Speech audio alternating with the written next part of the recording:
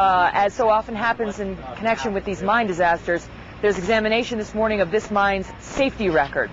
They are saying that since January of '04, this mine has had over 300 safety violations, about 118 of those considered serious.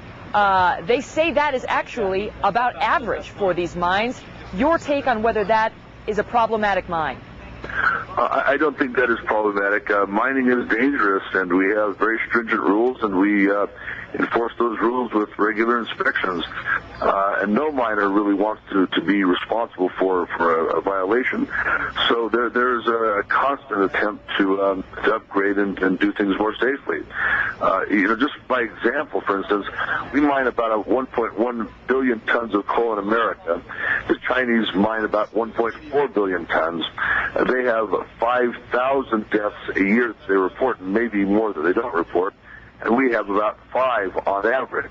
Now, 5 is tragic, but this is actually one of the more safe industrial environments to work that we have, in large part because of this terrific effort that we put in to identifying safety hazards and then avoiding them. So we have it's a pretty terrific process that is very expensive.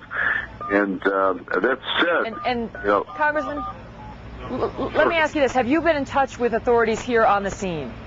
I have. I've spoken with several folks, including the owner of the mine, who is a person I've known for a long period of time. I think that you're going to find when this is over that this may have been the most expensive rescue effort in history. It's amazing what they're doing to get down to where these men are and to get them out, hopefully, if they're still alive.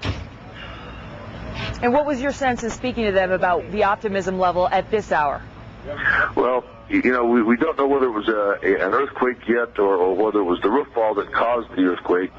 But if they survived that initial blast, I think there's quite a good chance that they'll survive. The mine is not very gassy. They've got lots of air in there. It's going to take probably 2 days more to get into them. But they can survive that long if they've survived the initial rock fall.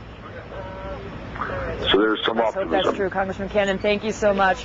Best of luck to you and to everybody here on the scene.